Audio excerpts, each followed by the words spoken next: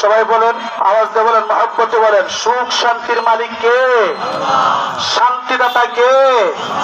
এই জন্য আল্লাহ রাসূল সাল্লাল্লাহু আলাইহি সাল্লাম বলেন, মুআজ রে, লা তুশরিক বিল্লাহি শাইআ, দয়াময় আল্লাহর সাথে আর কাউকে শরীক করবে না। ওয়াইন কুতিলতাও হুররিকিতা, যদিও তোমাকে কতল করা হয়, যদিও তোমাকে হত্যা করা হয়, অথবা আগুনে জ্বালিয়ে পুরখার করে তোমাকে শহীদ করা হয়, তারপরে তুমি আল্লাহর সাথে কাউকে শরীক করবে না। বলেন আমাদের রব কে? মহব্বতে বলেন আমাদের রব কে? রব্বুনা আল্লাহ, আমাদের রব হলেন আল্লাহ। বলেন আমাদের রব কে? মহানবী মুহাম্মদুর রাসূলুল্লাহ সাল্লাল্লাহু আলাইহি ওয়াসাল্লাম 2 নম্বরে নসিহত করেন, ওয়ালা তাউক্কান্না ওয়ালিদাইক ওয়া ইন আমারাকা আন তাখরুজা মিন আহলিকা ওয়া মালিক।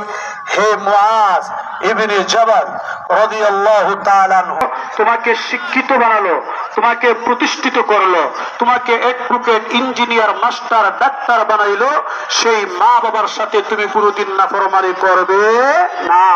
মুহতারাম হাজিরিন, মা বোনেরা, মহিলারা, পবিত্র রমজান মাসে নিজের স্বামী, ছেলে মেয়ে ভালো একটু ইফতার করার জন্য তারা কত কষ্ট করে।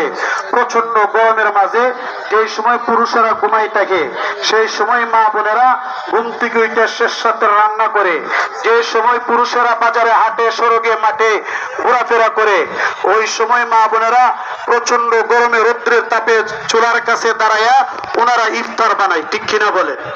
আরো জোরে বলেন ঠিক কিনা? তাহলে সেই মা বোনদেরকে মূল্যায়ন করতে হবে। ছেলে মেয়ে সেই মা বাবার খেদমত করতে হবে। ছেলে মেয়ে না শুধু, এমনকি স্বামীও তার স্ত্রীর মূল্যায়ন করতে হবে। রাসূল পাক সাল্লাল্লাহু আলাইহি ওয়াসাল্লাম এক হাদিসে বলেন, খায়রুকুম খায়রুকুম লিআলিকুম ওয়া আনা খায়রুকুম লিআলি।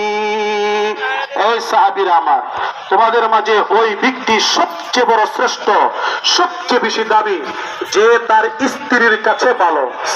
ওই পুরুষটা আসলে অনেক ভালো, অনেক ভালো। নবীজি এক পর্যায়ে বলেন, ওয়া আনা খায়রুকুম লিআলি, আমি মুহাম্মদুর রাসূলুল্লাহ সাল্লাল্লাহু আলাইহি ওয়াসাল্লাম আমার স্ত্রীদের কাছে অনেক শ্রেষ্ঠ, অনেক দামি, অনেক ভালো। সুবহানাল্লাহ। এই জন্য